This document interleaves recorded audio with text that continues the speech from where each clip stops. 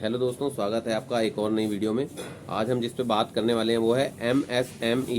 आपने बहुत सुना होगा MSME के बारे में। आज हम इसके पूरी डिटेल में बात करते हैं। इसकी MSME हुआ, M का मतलब हुआ माइक्रो, मतलब छोटे से भी छोटा जो अंश होता है। S का मतलब हुआ स्मॉल, फिर M का मतलब हुआ मीडियम, E का मतलब इंटरप्राइजेज। जो छोटे और 100 करोड़ तक के जो इंडस्ट्री वाले हैं या बिजनेस वाले हैं, उसके अंतर्गत जो भी आते हैं उसको MSME एंटरप्राइजेज बोलते हैं। ये क्यों बनाया गया? ये इसलिए बनाया गया कि जो छोटे व्यापारी हैं उनका उद्धार करा जा सके, उनको कई तरह की सुविधाएं दी जा सकें ताकि वो अपने बिजनेस को स्केल कर सकें। इसलिए सरकार के द्वारा MSME का संगठन किया गया और लोगों को आगे बढ़ाने के लिए प्रेरणा, कई सुविधाओं की चीज़ों की सुविधाएं देनी चालू करी।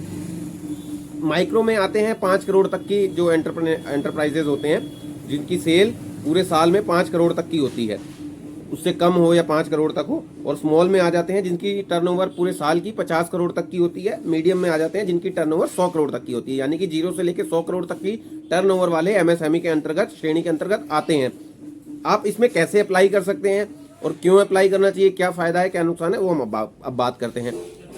इसको अप्लाई करने के लिए बिल्कुल ईजी प्रोसेस है, कोई चार्जेस नहीं है, पेपरलेस प्रोसेस है। इसको आप इवन खुद भी अपने, अगर आपको थोड़ी सी भी नॉलेज है तो आप खुद भी अप्लाई कर सकते हैं। सरकार की एक पोर्टल है, उस पर जा करके MSME की, और इसमें कोई डॉक्यूमेंट भी अपलोड नहीं करना होता है। रजिस्ट्रेशन की कोई फीस नहीं देनी पड़ती है। इसमें मैं आपको और बता देता हूँ, थोड़ा सा क्लियर कर देता हूँ। कई वेबसाइट्स इसकी ऐसी हैं जो इसमें आपको रजिस्ट्रेशन की फीस मांगेंगी। जब आप उसको प्रोसीड करेंगे तो उसमें कहेंगे कि रजिस्ट्रेशन की फीस सबमिट करिए, तो वो आप समझ लीजिए कि फेक वेबसाइट है। वो GOV भी लिखा होगा, उसमें सब कुछ लिखा होगा। तो बहुत सी फेक वेबसाइट्स है, आप वो देख लीजिएगा। मैं डिस्क्रिप्शन में भी डाल दूंगा ओरिजिनल वेबसाइट।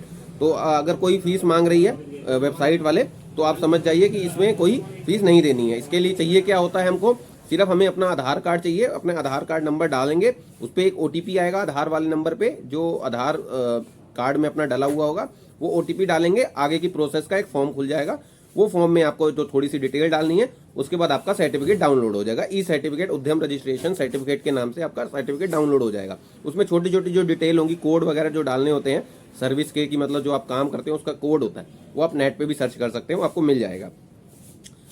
और इसमें जो पैन कार्ड है वो चाहिए होगा आपको, मतलब उसका नंबर डालना पड़ेगा, पैन कार्ड नंबर। और अगर इससे आप GST सर्टिफिकेट बाद में भी ले सकते हैं, और अगर पहले है तो आप GST सर्टिफिकेट डाल दीजिएगा इसमें। अगर नहीं है तो उसमें आपको एक बार को फॉर्म डाउनलोड हो जाएगा, मतलब रजिस्ट्रेशन, फिर उसके कुछ दिनों के अंदर आपको GST नंबर की डिटेल उसके आधार पर लेकर के उसमें डालनी पड़ेगी दोबारा रजिस्ट्रेशन के वो वेबसाइट में जाकर के। अपना जब आप अपना नंबर डालेंगे, उद्यम रजिस्ट्रेशन का 12 अंकों का आ जाएगा, तो उससे आपको एडिट करके वो डालनी पड़ेगी। ठीक है, और कुछ भी नहीं चाहिए होता, कोई डॉक्यूमेंट अपलोड करना नहीं होता, कोई फीस देनी नहीं होती है। हाँ, अगर आप किसी से काम करवाते हैं तो वो जो 100, 500, 400 रुपये लेगा वो आपको देनी पड़ेगी। ये तो हो गई प्रोसेस कि ऐसे ऐसे हमें रजिस्ट्रेशन मिल सकता है।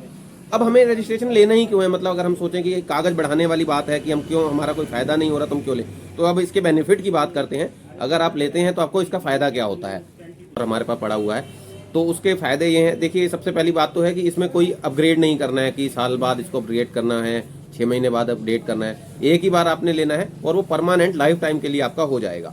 दूसरा, इसकी कोई ऐसा मंथली एक्सपेंसेस नहीं है कि आपको रिटर्न भरनी है इसकी, उसकी डिटेल आपको संभाल के रखनी है। इसमें कोई डिटेल आपको रखना नहीं है, वो अपने आप GST के पोर्टल से अपने आप उठा लेगा, और उस पर हमें देखना भी कुछ नहीं है। मतलब एक बार सर्टिफिकेट डाउनलोड हो गया तो वो हमें रख लेना है, बस लगा सकते हैं हम अपना शॉप्स पे या जिस पे भी कंपनी में।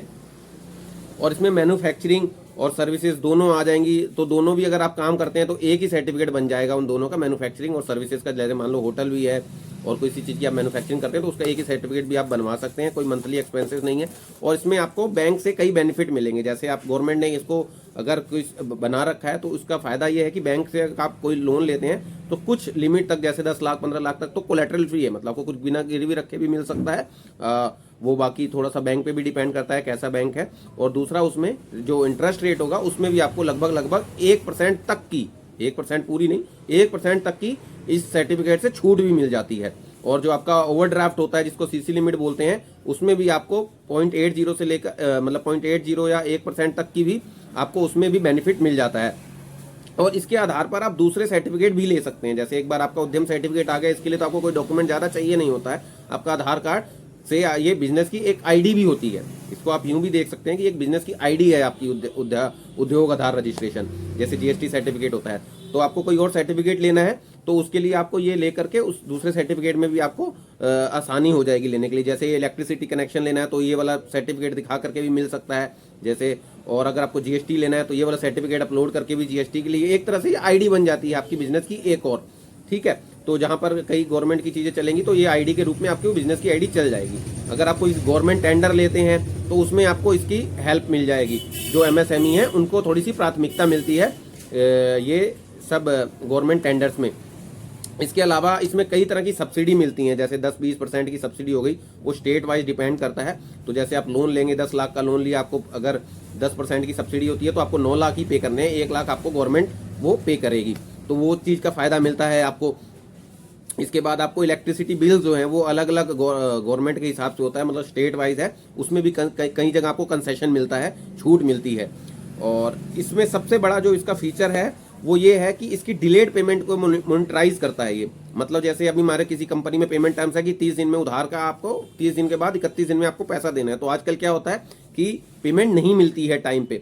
तो इसमें एक जीएसटी समाधान पोर्टल है, जीएसटी समाधान पोर्टल कह रहा हूँ मैं, एमएसएमई समाधान पोर्टल है, उसमें जाकर के आप कंप्लेन कर सकते हैं, जो कि बिल्कुल फ्री है। उसमें आपको सिर्फ आपकी जो रिसीविंग है उसकी डिटेल्स डालनी है और किस कंपनी का दिया उसका जीएसटी नंबर डालना है, अपनी डिटेल डालनी है, और 45 दिन के बाद जितनी दिन बाद वो आपको पेमेंट दे रहा है उस पर वो ब्याज भी देगा, 4 गुना ब्याज देगा।